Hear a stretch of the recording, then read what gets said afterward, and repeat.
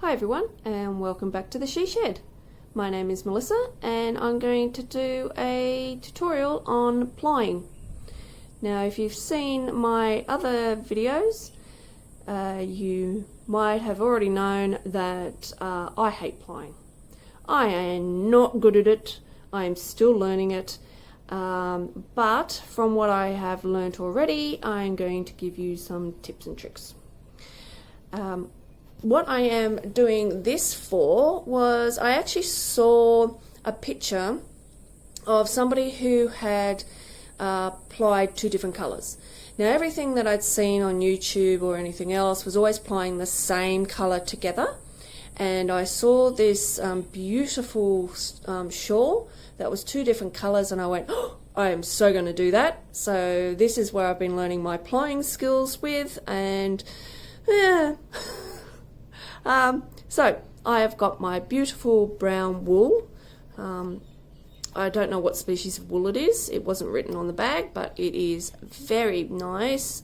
Focus. It doesn't want to focus. And I really enjoy spinning that. It is very nice. And I am plying it with a polymer. Now I bought this polymer when I first started out. You might have seen the other video where I mentioned buy the cheapest fibre you can come across to learn spinning on. So I bought this polymer for, it was something ridiculous, like 10 kilograms for, I don't know, $100 or something. That's Australian. So it was really cheap, and along with an acrylic. Now they're not the easiest thing to learn on, but at least it was easy to play with, throw it away, and have no qualms about wasting my money because it was so cheap. But it is quite difficult to spin. It is slippery and it just flies through your hands, so totally one to pre-prep. Don't do it from the roving, pre-prep it, get it into the size you want. Look at my other video for that, and with my hints and tricks on that one. And I'm going to play that one with that one. Now, what am I making? Well, this is what I'm making. I've started making, it's going to be a shawl. Okay, so I got this colour here. I bought a roving in that was dyed all these colours, and I spun that with the polymer, the black polymer, and this is what it looks like when it's spun up and plied, and this will be the other end of the shawl.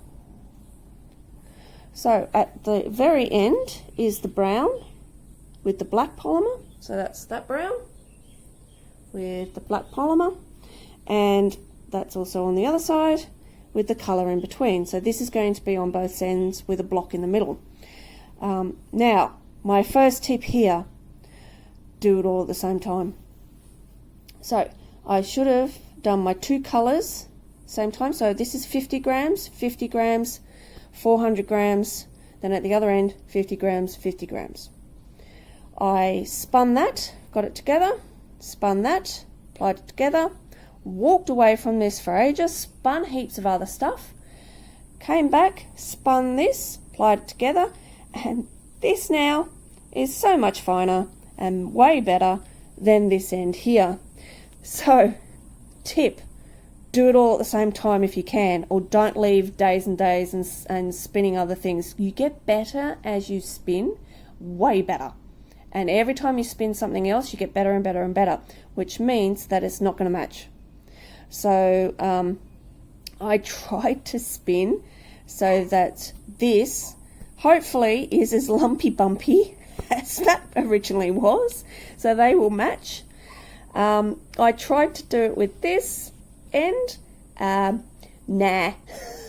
I'm way better than I was beforehand, so yeah, I think it's going to be different, hopefully not noticeably different. And this here, I did make an error for this one. I actually overspan it. So I was thinking it wasn't tight enough, so I made sure it was tight enough, and now it's a bit too tight, but you don't really notice it until you feel it. Anyway, I'm going to keep going with it, and I'm going to finish it. I actually really do like the colours of it.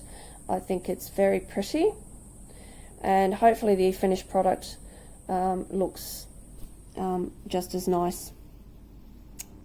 Alright, let's get started. Okay, so the first thing we need to do is take the bobbin off the wheel. So for me, that entails me to take the drive band off, and then take the tension off, and my fly sticks into a little groove up here, so I need to take the orifice out and then slide it out of the other end like that. Then I take the bobbin off the fly, put it aside, grab the new bobbin that I'm going to be plying onto, make sure the fat end is up the end of the fly and the small end is at the orifice end. Slide it on and then put it back on the wheel, so I have to stick the middle bit in there, stick the orifice down there, get my tension cord, put it over the top of the orifice, and then wind that up and twist it until I believe that would be the right tension. So you can see the spring goes up and down, and I don't need much for this. Okay. And if you've seen another video, you know I hate my tension thing, this thing here. Then I need to get my drive band back on.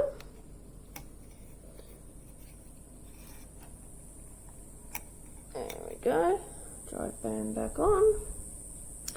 And need to thread my leader.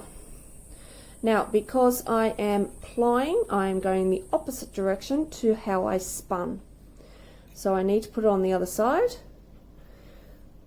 I always start at the back and work forward and then work back again, and so on and so forth. And as it starts piling up, I start moving the thread, the yarn, down each hook. Okay, so now you thread your leader through the hole at the top of the orifice, and you use a hook to grab it. Normally these hooks come with your wheel, and if they don't, it's quite easy to make one, because like I said before, everything in spinning costs money, a lot of money. So you can just get a dowel and drill a tiny hole, get a piece of metal that you can bend a hook into, and there you go. So you can get your hook through, get your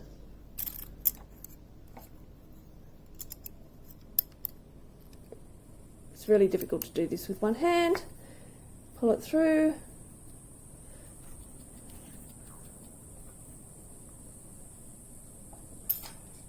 and there you go. You're ready to join your yarn on. Okay, now setting up the lazy Kate. Okay, so here are my two bobbins with my two yarns on it. You will see I have way more black than I have brown. I did that on purpose because the black seems to not go anywhere near as far as the brown. So I always want to have way more so I don't run out. I need to run out of the brown because I measured via the brown, not the black. Okay, so what you do, you notice you've got a skinny end and a fat end. So make sure your fat end sits on your lazy Kate first, so you slide it to the fat ends down the bottom. So easy to do it one-handed. There's one. And there is two. Now, I don't sit on the couch when I am plying because, as you can see, the couch doesn't have anything behind it. I need my lazy Kate to be behind me. So I am on my poof, sitting on my poof, and you can see my lazy Kate is behind me. Hello, Maggie. And my wheel is in front of me. So I can pull the yarn from behind me towards me. And therefore it's not going to get tangled. It's going to flow a lot easier. And it's so much easier to do this than from the lazy Kate I've got on my wheel. If I'm doing it from there on my wheel, I'm pulling it up towards me and trying to feed it in.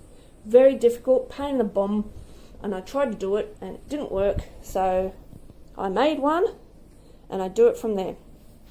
So you don't have to have it far behind you. I literally just have it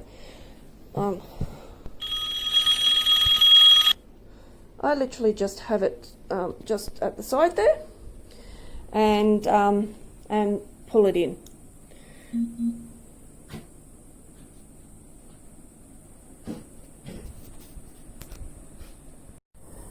Okie dokie, so hopefully you can hear me. Unfortunately, I don't have a GoPro as such. My version of a GoPro doesn't have sound, so I can't use that. My big beautiful SD camera has rotten sound, so I tried to use that. So I'm on my phone. So hopefully you can see and you can hear. What I've got here are my two ends of the thread. So I have my brown and my black. Yes, they do look like the same colour. So I've got the two of them together. My lazy Kate is behind me and I've got my leader. I am going to put my two threads through, bend it over, and we are ready to spin, because what that'll do is spin on top of each other and then make that seal. If you try and knot it, it seems to slip off. I found bending it over the leader, that's why I've got the leader two strands, so you've got like a big hole that you can put it through, and then bend it over and it will spin on top of each other. Now when you are spinning ply, you need to go the opposite way to what you spun it as. So I always spin clockwise, and so I ply anti-clockwise. So clockwise, I don't know whether you can see on this, but I go that way, and then when I'm spinning, and then when I'm plying, I go the other way. Okay? Alrighty. Now, hopefully you can see what I am doing here. We'll see how we go. Alrighty. I'm still learning how to get it onto the wheel. I'm not an expert at this. Like I said, I'm still a beginner. And I have to push my wheel or pull my wheel to get it started. It's not as easy to start as what I've seen other wheels start at. Okay, so here we go.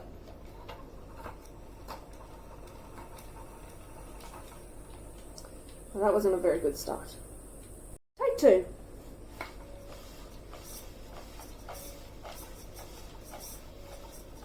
Okay, so what you might see is that I've got my fingers in between the two yarns, and that way I can feel how tight it is getting, and I can keep them separate.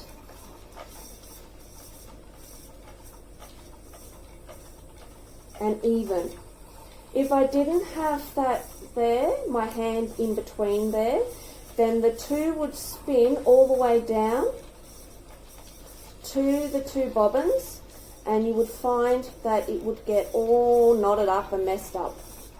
Now you can see how I'm pulling down and I'm drafting right down back behind me, and then I lead it straight into the bobbin.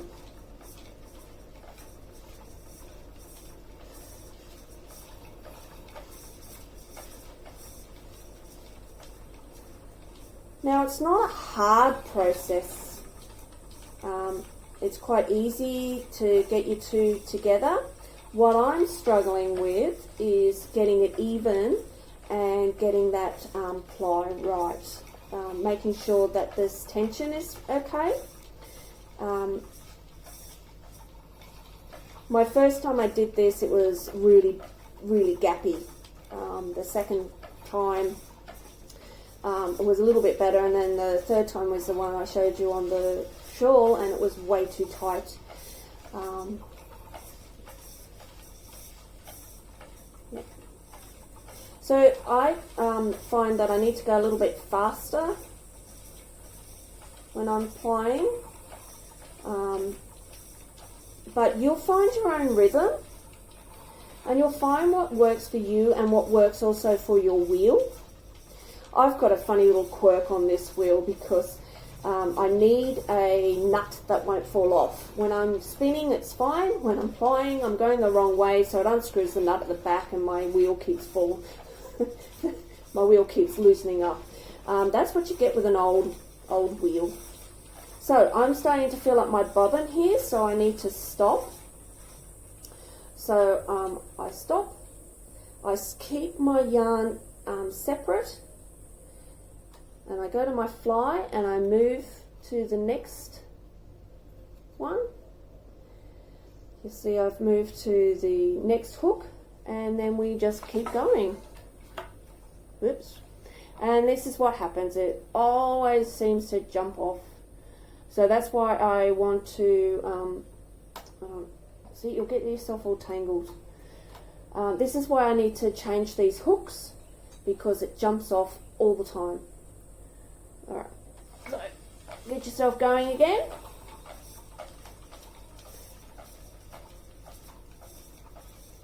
And just keep plying till you get to the very end.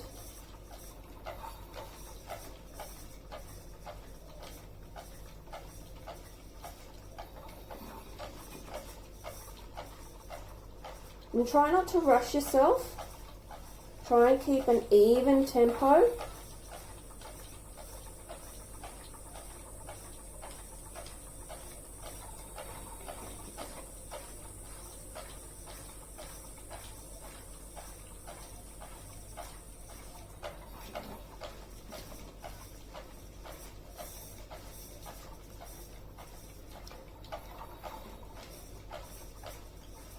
Sometimes people struggle with the actual pedaling the foot with the hands.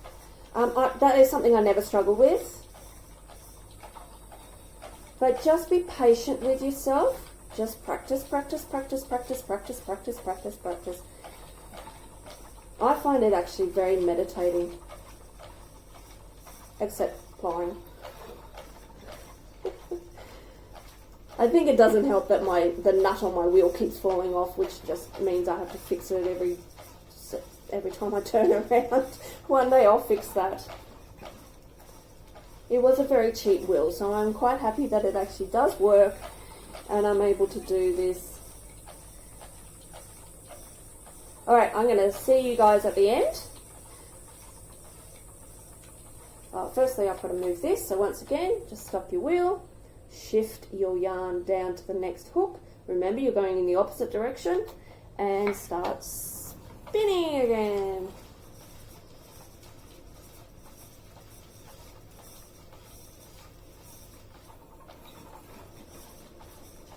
Alright, see you guys soon. Okay, and as if by magic, I'm nearly at the end. So you'll see that I've got quite a fat bobbin here, so I'm just shifting my yarn up again.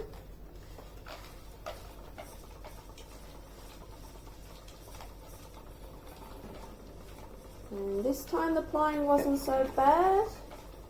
I haven't lost the nut of the back of my wheel yet, so I've still got my wheel.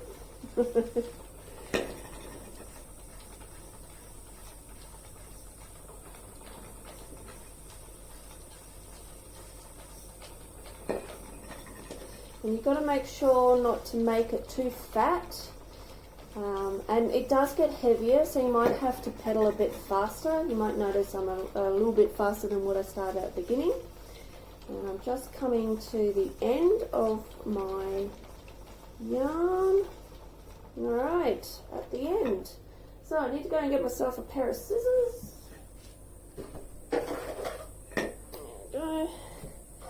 And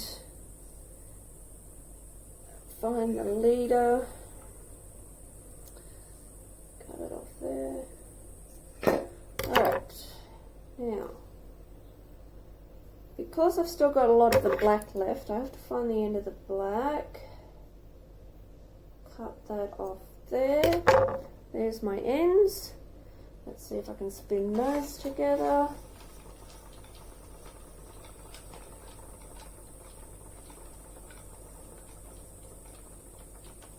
There we go. Finished. Okay, so from here I need to get this onto a niddy noddy, and then I need to wash it. Now you need to wash the yarn so that it binds. Now that's the trick you need to do for every yarn you spin. I did not realise that you needed to do this for one ply as well, but I noticed that if I didn't do it for the one ply, it frayed a lot more. It didn't keep its twist. So I do this for all my yarn, regardless. So let's get it onto the niddy noddy. So niddy noddy, funny looking stick thing. And once again, I have to take the drive band off. I have to release my tension. It's okay if the, once again, I need to replace this hook as well because the spring keeps coming off, but it's easy to put back on again. Take off the orifice end first, slip it out of the end there, take it off. Okay, so just going to put that back on there for now to get it out of the way. I'm going to use my lazy cake down here at my feet for this because it's really easy. So I just put it on down there. And I just do myself a slip knot with the top. Everybody does their slip knots differently, so you do yours the way you want to do it. And then I just slip knot it around there. Now,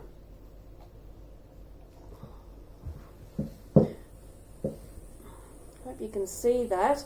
It's a bit struggle. So, this is going to be interesting because I have to do this in portrait, not the landscape mode, not the portrait mode. Mm-hmm. So, let's see. So you get that end and the opposite end from it, wrap around there, come back up to the opposite end there and go back down to there. Alright, and then you just keep repeating exactly the same way. Now if you need to know how many meters it is, remember you need to count every time you've done one cycle of the niddy noddy. Mine is 1/2 meter, so you do one cycle and then times it by 2, and that's how many meters your yarn of wool. Now for me, it doesn't matter at all. I'm going to add it to my shawl. This one is actually going to be the other end because I want them to be as even as possible. And as I get better, I want the better ones in the middle. Okay, so you just keep following how you started off. It took me a few goes to get this down pat, and once you do, really easy.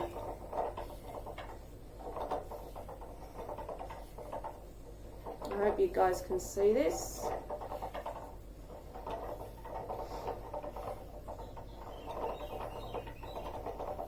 Okay, doesn't take too long to do. There is a knack to it, but once you've got the hang of it, it's dead easy. And you can see why this simple device is used, and it makes a really nice skein.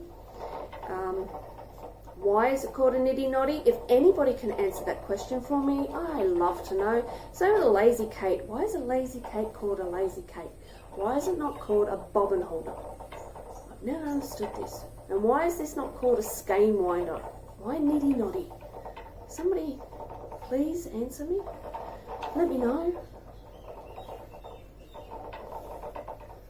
So this is only 50 grams of the black and 50 grams of the brown. So theoretically we should make 100 grams, but it should be the same length as the brown, which is roughly around about 113 meters the last time I did this one. Now the better you get, the more meterage you get out of your roving, because you get skinnier. And the annoying thing is, when you want it fatter, it's really hard to get it fatter. Well, if anybody can tell me how I get it fatter, that would be great, because now I find I'm getting skinnier and skinnier, and I really don't like using a hook less than 4. I have poor eyesight, so anything below a 4 is really hard for me to see. Alright, so I come to the end. There we go, it's off. Now we have to tie this up, and let me show you how to do that. Okay, tying up is dead easy. Just get any old scrap yarn that you have lying around, you know, the butt end of the ball that you don't need because you finished your project, and make it contrasting, and then you can see it. So this is my old drive band. I can use that rather than just chucking it straight out. And here's some old yarn if I don't have enough of it, and literally just cut it up into portions. So I go one at a time. What I do is I always start at my butt end and I tie that off first.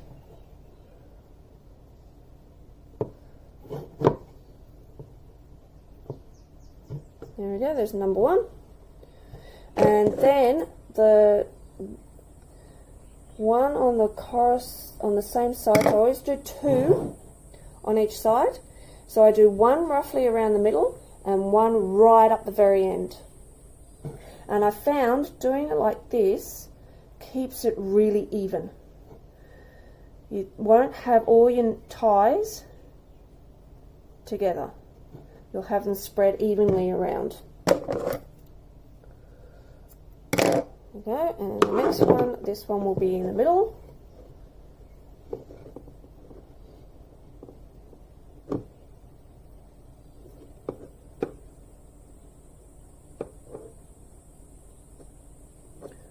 And the next one at the end.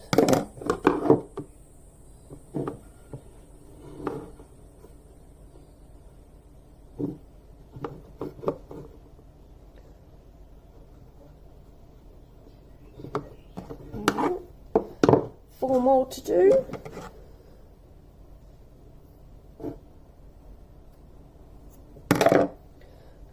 This one will be in the middle.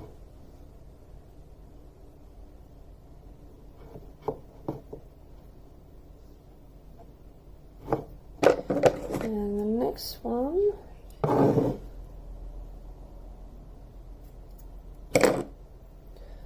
the end.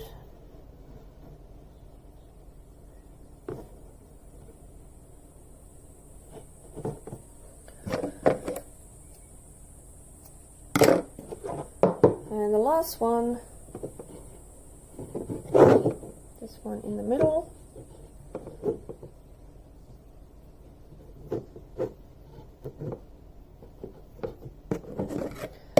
And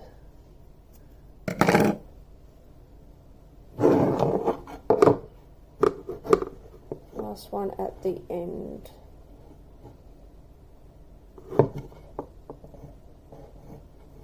Alright, so it should look a bit like that. Now the reason why you put the ties on it is because you're going to be washing it, and the last thing you want to do is have it all come undone. The reason why is because you need to hang it up to dry, and I always weight my wool. So when I'm drying it, I hang something off the end of it, and this helps to also bind it together, get out any of those kinks that you might have in it, and you end up with a beautiful finish. So, got to get it off the nitty knotty, really easy, slip it off the end, there we go, and off the nitty knotty, let's put the nitty knotty away, and I just double check that the end that I had on the nitty knotty, just take the slip knot out, that's a good slip knot, can't do that, there we go, and I just make sure I've got it tucked in one of the knots, the tie-offs, so it is tied away. You don't want it to unravel or anything like that, and there's your skein. Now people, actually that's quite nice because it's not got any, it's not coming up back on itself, cool. So people like to put their skeins into shorter ones, so they twist it. I've never sussed out how to do this properly, but I believe it's something like this. Then you let it twist on itself, hook that through there, and hey presto, there you go. Actually, that's not too bad either. Maybe I should film myself all the time and then I'll get better at these things. So that's that. Don't wash it like that. Take it apart. Let the water go through all of it. So I never wash it like that. Okay, so the next step is washing. So fill up the sink with as hot water as you can get.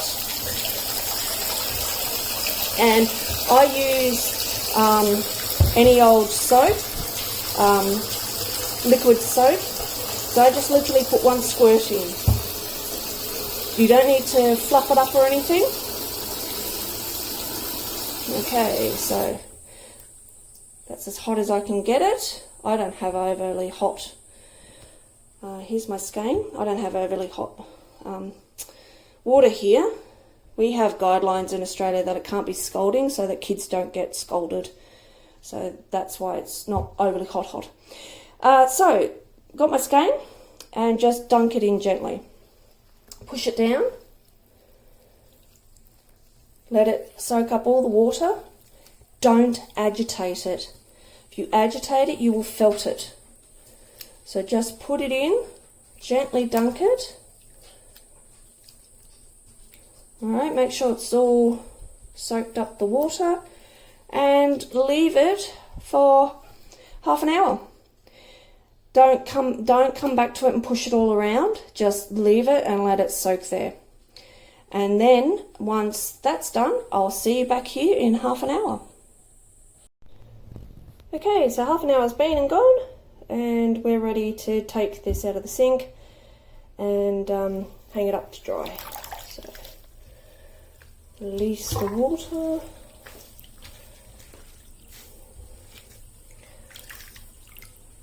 Alright, and downstairs we go. I wring out the wool when I, just very lightly. It doesn't matter if you don't get all the water out of it. Okay, and what I do is I use a half tin of paint with a long piece of string, and I tie the tin on the end with the string. Okay, now this is going to be difficult with one hand, so let me get back to you. Okay, so I've tied it onto the end, you can see there, and then I hang it up. Now I'm very lucky because I've got an area at the underneath my house where we hang up all our washing, as you can see, and there's our flag, and I hang it up there, hook it in, and there is my wool.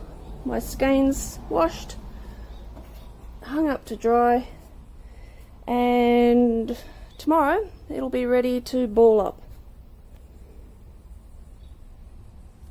Okay. Alright, so the wool is now dry after hanging up, and all clean and dry. Now the next thing we need to do is, and the last thing before we actually use it, is to put it into a ball. You can wind it up with your hand quite easily and make a big round ball, but then trying to use it, I find that a real pain, because then your ball's running all over the place, or it won't spin properly in the container you might have it in to stop it from running all over the place. So I got this wonderful contraption, which is a ball maker or a cake maker. You know those cakes that you can buy where you pull the wool from the middle? Love that. Brilliant. This does it. But when you are trying to get it on there, you need to get your wool to be straight, because you can't do it straight from a skein. It needs to lay flat. So I used to do it all over the rug, and I'd go up and down, up and down, up and down, up the rug, and then it would line nicely straight onto my ball maker, and then do that. And then I found this wonderful contraption, which I don't know what you call it, but it's an umbrella, is how it's listed. A yarn umbrella, I don't know, but this one's a beautiful one. It's made out of a lovely wood. I was looking at them online in Australia. Very expensive. You could get cheap, really cheap, yucky looking ones which just has tightened wire or synthetic thread, and I thought, oh, that's going to break any minute, made out of rotten plastic. It just looked dodgy. And then I saw this kind of one on the wool shops and things like that, and they charge $100 to $200 each. I was like, far out. So yeah, I just went, oh well, I'll go without. Now there's a wool shop I use in Denmark called Hobby, and they had it for $50, $50 US. The exchange rate at the moment is wonderful, so it didn't cost me that much more. And they do free postage as long as you spend $75 or more. So of course I bought some yarn, and I got this with the yarn, and this is beautiful. This compacts right down.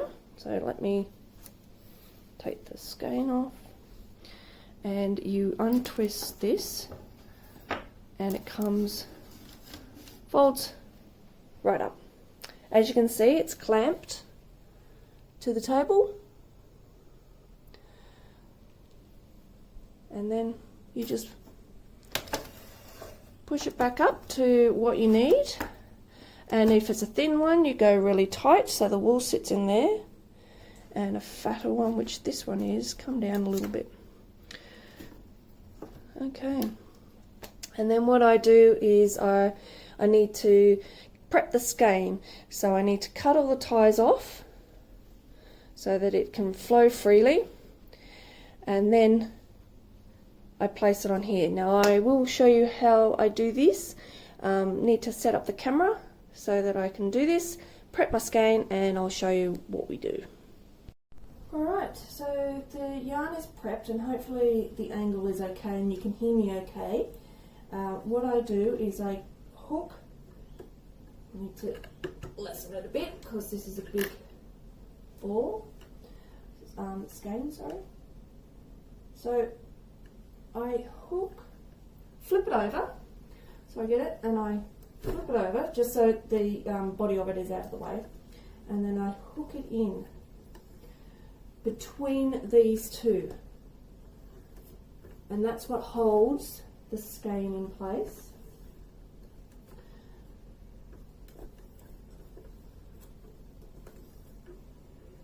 And as you can see, it just spins around.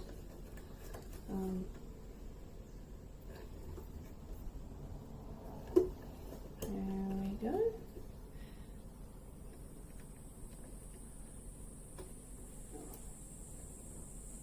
generally will tuck one end away so it doesn't get all spun up in everything, and get the other end and pull it out. And that's the end I'm going to put in my baller. Now, if you're finding that this is too loose here and it's not holding it tight, then you can easily put it up or bring it back down.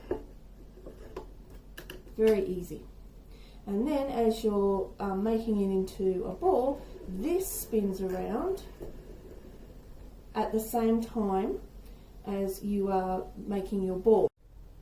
Alright, now trying to get an angle so you can see both the umbrella and the baller. Hopefully you can hear me quite well. So I've got my end of my yarn, my skein, and then I've got to put it through. You can't really see, but there is a arm here in front of the baller part, and an arm here which spins around. Okay, so I need to put my yarn at the front one, my yarn through the spinning part. It might help if you go the right direction. And then there's a little slot at the top here, and you just place your yarn through there. Now a trick is hold the yarn at the same level as the umbrella so that it flows quite nicely. When I didn't do that, I find that I got stuck a lot, and also guiding it helps it not to get all knotted up. Alright, so here we go.